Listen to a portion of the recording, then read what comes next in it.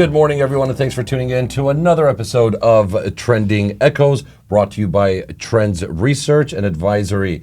Ladies and gentlemen, very excited to be here at the Expo City in the beautiful Dubai, and also very excited to have a very special guest with us. She's a renowned artist, and we really just have to dive straight into it because there's way too much to be said about this guest. So, ladies and gentlemen, please welcome to the episode, Roudhah Almazroei. Good to have you. Thank you for having me. Yeah. Always a pleasure. Thank you. The pleasure's all mine. Now, today, themed youth, children, education, and skills. Mm-hmm. And you are the perfect guest to be here with us today in the studio to talk about all of that. Yeah. Now, you're an artist. Mm-hmm. Give us a bit of a background. Tell us a little bit more about what you do, but most importantly, the connection that you have to sustainability. So the connection I have to sustainability, I just want to preface that it's a fairly early thing, or I mean something that I just started. But going back to my background as an artist, I actually study visual arts and art history. I'm in my final year. So talk about the youth. I'm currently 20 years old. I study at New York University, a double major of visual arts, or like a double track of visual arts practice and art history as well. I only started venturing into integrating sustainability into my artwork once Trends reached out to me and asked about what could you create that has to do with that in a place like COP28. And that's how I came up with an artwork or an installation that is here at COP. Now, most people, when they think of the word art, they think of traditional art, like, having some sort of sculpture or painting on the wall. Even though you do some of that, we also saw something a few days ago, very interesting. You walked me into this high-tech room. We're able to look at, all the different heats being emitted by human bodies and things like that. Tell us a little bit more. How is that art, and what was it exactly that we were looking at? Yeah, and that's why I like to call it an installation, or more of like an experience rather. Right. And the art about it is I think the nature of it, or how it came to be in a very artistic way. Like you mentioned, it's not traditional artwork. It's not a sculpture. It's not a painting that you can physically buy and get or anything like that. Like, you can't necessarily acquire this, maybe. Right. But it's more of like an artistic experience, and it's curated in a way that is that integrates these artistic elements. Mm-hmm. But all of this high tech that you were talking about is something new that I'm really, really excited into integrating into my arts practice. You walked me into the installation. Yes. I was able to see myself on the screen. Yeah. In all sorts of different shades and colors. Yeah. Representing the heat that is being emitted. How does it work? You've got some sort of camera. Yes. A thermal camera, I assume. Yes. Okay. And the point behind that is to be able to showcase what? What are we looking at? We're looking at the imprint and the effect that humans have on Earth. Not necessarily because it's a bad thing or a good thing or anything like that, but it's very important to know and become aware of our power and realize how much of a catalyst we are in this planet. We have the power to create good or create bad, emit heat, not emit heat, carbon dioxide, gasoline, all of these, terms that we're hearing a lot in this event. But it's more of like a reflective, mirroring experience. You want to see yourself, or you want to contemplate more on what is my role here on Earth and how much power I have and how much control and agency I have here. So this installation or your piece of art looked very interesting. It's a room that you walk into, and we've got the screen. Obviously, you've got some sort of thermal pad where you can put your hands, and it changes color. It changes colors depending on the warmth of your hands. So it's a physical interpretation of what I just explained. Did you come up with the concept of putting all this together? Yeah, that's how it all came to be, and well. If I were to talk to you about the process, I was first thinking of just creating a whole cube of these thermal active panels. This entire place to be just fully, you touch it anywhere, everywhere, and it changes color, and then you have these imprints that are that are like, like pieces of yourself that are that stay there for a while. But then I thought, why not integrate like more dynamic things? And that's how we came up with the reflective camera and the screen that shows the reflective camera. And then in the space itself, there's also a projection of that camera. So even the people around the pavilion or around the structure can see people inside the cube and their effect on it. The space itself also has like a wall of canvas where you can also... Which I saw. That was pretty cool that you incorporated some nature into the high tech. Yeah. Well, I don't think you've seen that because we just recently put it. You're talking about like the algae plant thing. Yeah, that is... I'm calling it algae. Yeah, it's moss. I'll get back to that in a second. But the space itself, there are 2 walls where we have walls of canvas and trays of paint. And you can like put your handprint and then put your handprint on that canvas. And then very cool. People can come and see what you've like. It's a nice commemoration of people who have passed this art piece or installation. And we're in the conversation to actually reuse and repurpose that canvas to be merchandise. So like tote bags and then and like maybe T-shirts and all of that. This canvas material is to be, reimagined as, pieces of this installation, a memory of this installation. But the moss that you talked about, so in that box or in that, gazebo thing going on, like this cube that you enter, when you have that, we have a strip of panels that are the thermoactive panels. Across from that is the panels of moss, and that's natural moss. And I wanted to create that, again, add more dynamic elements into this, and then this element of nature and greenery against that reflective panels creates a nice balance, or asks you and prompts you to reflect on the complexities of these 2 things facing each other and perhaps even having dialogue. Right. So that's a very interesting way to look at it. Now, let's talk a little bit about the youth. I know we spoke last time a bit about this. What do you think of, what do you call the certain age bracket that exists now? Gen X, is it? No, Gen Z. I'm Gen X. Yeah, it's Gen I'm the old school, Gen Z, right? Yeah. So if you were to look at today's youth, or Gen Z, whatever you want to call it, how aware do you think they are of what is happening today in terms of, COP28, all things sustainability, the future, renewable energy? Are they on board with it? I'm asking you. I mean, obviously, because you being 20 years old and you get to mix with a lot of people around your age group. Yeah. What is the mindset? I can't speak for all of them because I don't necessarily know what exactly they are for, what they're against. But I will have to say it is probably more, I don't want to say maybe like reassuring in a sense because I feel like we grew up with these concepts. We grew up with these concepts in our school books. Right. We grew up hearing these things on the radio, on the way to school, news, parents. But I think with your generation, it was fairly a new concept that was introduced. Correct. So it was a bit more of like, for us, it's like, it's the norm. Right. It's what it is the norm. Yeah. Right. So it is definitely and naturally within our conversations and within our subconscious. So we see recycling bins all around us and we never think twice.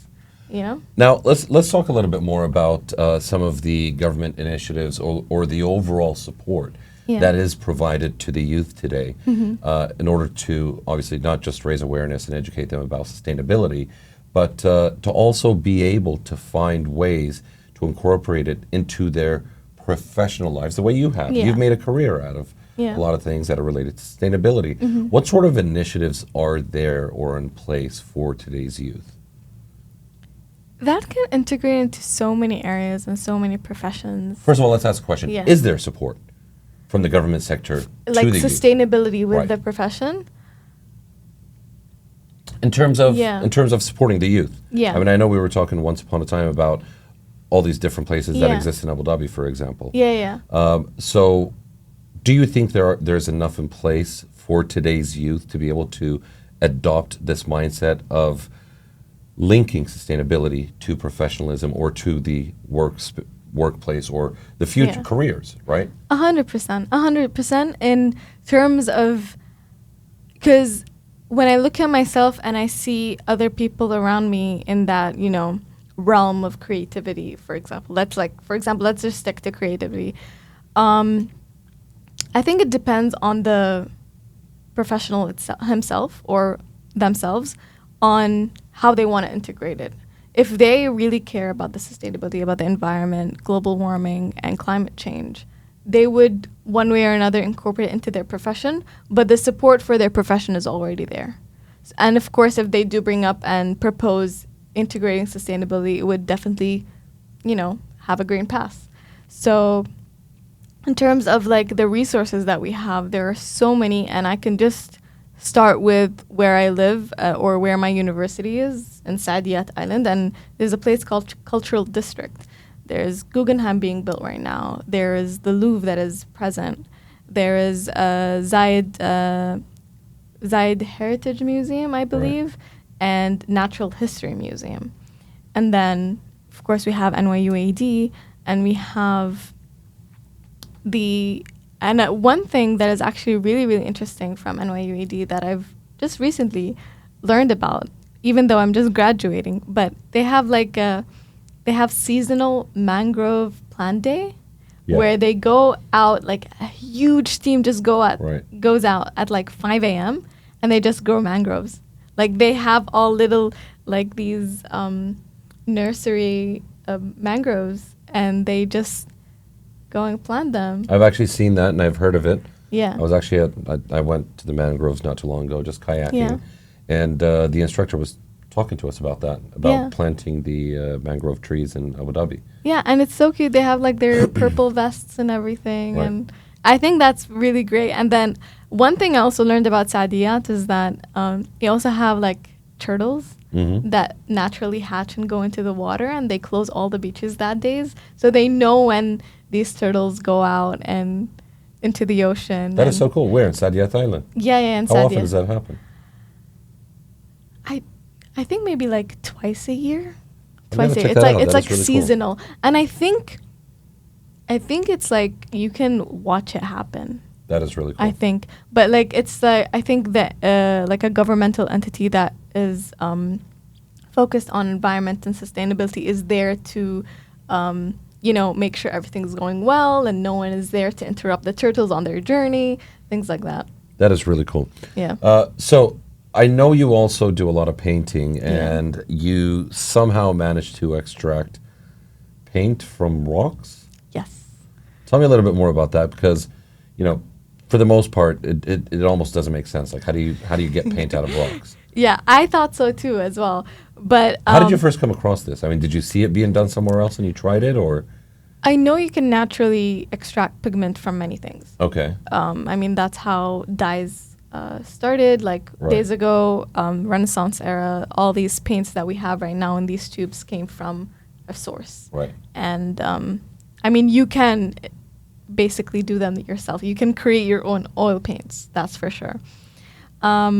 But that idea came across to me in when I wanted to create my capstone project. So I'm actually in midst of creating that and working on it. And the project itself encompasses the idea of the village that my mother grew up in Northern Emirates. It's called CG. And it's a very mountainous area. And I grew up, a lot of my childhood memories were in that place. And I wanted to center my entire project there, and I thought it would be a really nice, homage. And it's very different than the rest of my work. And I was so excited for that. But I definitely wanted to continue painting. So a lot of that body of work that centers around CG includes some sculptures where I use these rocks. But then when it came to my painting, I didn't want to just regularly do any like oil painting and just, paint the landscape.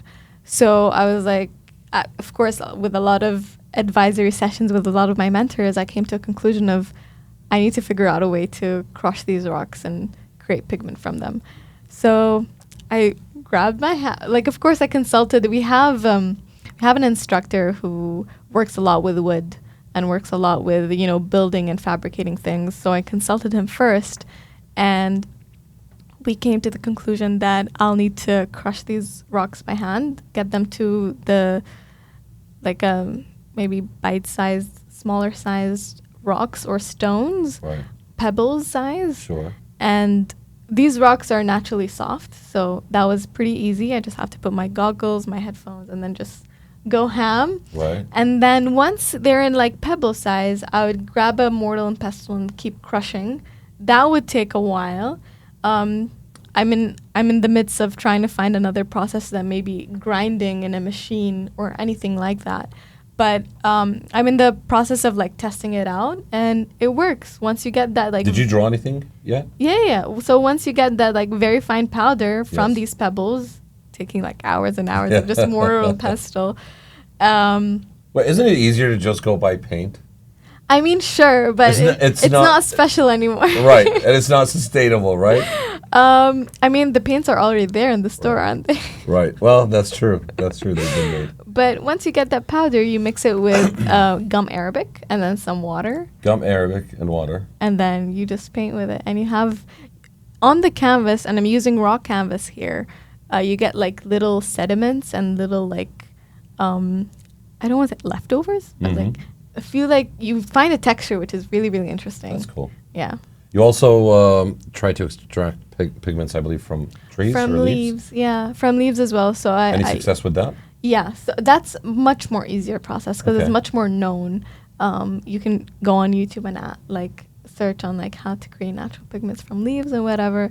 So I've done that, and that is, so the painting itself is depicting the land. So I'm using the land to depict the land, and I'm using these leaves to paint the trees and the palm trees and the wheat that is there, and and whenever there is like a color that is unattainable, I would mix it with a like a small amount of acrylic paint to just edit that color to be a bit more dynamic. At the end of the day, I want the paint to be a bit more Yeah. interesting. But yeah, that was like not my first, but I think this is like kind of like my journey to explore more of how I can create art from the urban landscape around me. And I think that stemmed from a sculpture that I made last year, collaborating with Jason Cruz and Jennifer Tsai. It was for the Christian Jean-Claude Award, and it's basically 3 4x5 meter sculptures of threads, and that are red, that are assembled in a way that it's going over and under the earth, as if like Abu Dhabi city or the country or even the world is a piece of fabric. Right. And these are the threads, threads. that are like the loose threads and the tight stitches Right. around the city. Very cool. Yeah. What inspired you to do that? I mean, like when we were applying for the prize, we have to create something in the essence of Christian Jean-Claude, and they work a lot with fabric. And we thought, okay, what is the simplest form of what a fabric is? Sure. And that's the thread. And Right. we like almost flipped the script on imagining the fabric, and then fabricating the threads. Right. It's permanently right now in Roudhah Almazroei, and it's really cool. You can see like one of the first essential bridges in the UAE, which is Maqta Bridge, like along with the thread. That is very cool. Really cool. Now, what's next for Roudhah? What do we expect from her? You're always working on something cool. There's always something exciting, from collecting rocks and getting the pigments to creating projects using Abu Dhabi as the canvas with the threads going inside of it. Yeah. What else can we expect from you? Of course, not to mention the cool installation. that I Yeah, it's visited. called Transcendence. Transcendence. Yeah. Absolutely. What else can we expect in the future? What do you have in mind? So right now, I just want to finish my capstone. I want to graduate. Right. I graduate inshallah in May. So I want to finish with that, get my defense done, all of those stuff. Take a little break and then think about what's coming in the future. I think once I'm in like the tip of finishing, something will come up. Right. But I don't know now yet what it is. Now, by the way, just wanted to ask you, obviously, since today is themed after youth and children, to use this platform provided to us by Trends, what sort of message does Roudhah Almazroei want to share with the youth and the children who are actually listening or possibly watching? What would you like to say to them? I would say that, for example, like right here, right now, I feel so grateful to be in like the place like the UAE that supports me as much as it can. And my message to the youth is to take advantage of it, because you never know when it will, you never know if it's going to be here when you're a bit older, or if it's going to be available for your children in the future. So take advantage of it. It's there for you. So, I'm surrounded by so many spirited and motivated people, and it's really lovely to see how much excitement and how much, thrive and hunger they have for exceptional work and exceptional creativity. So it's never wrong to say that I'd love to see even more of that. Right. Yeah. And before we wrap things up, obviously we're here at COP28. What are your expectations from COP28? What would you like to see happen by the end of this event? Well, I'd like to go to the blue zone, like once it's open, and then maybe I can say what I'd like to see more. So once you've finished experiencing. Once I finish experiencing it. But I've seen so many like art projects. So I saw like the artisans and what they've created, and I think that's really, really cool, tying it back to our heritage. So maybe in the incorporating more art. Definitely incorporating more. Why not? All right. Sounds good. Well, listen, it was very lovely to have you here. We look forward to having you once again. Ladies and gentlemen, that was another episode of Trending Echoes. I was your host, Omar. Be sure to tune in to the next interview coming tomorrow, and we'll see you next time. Bye. Thank you so much. Thank you.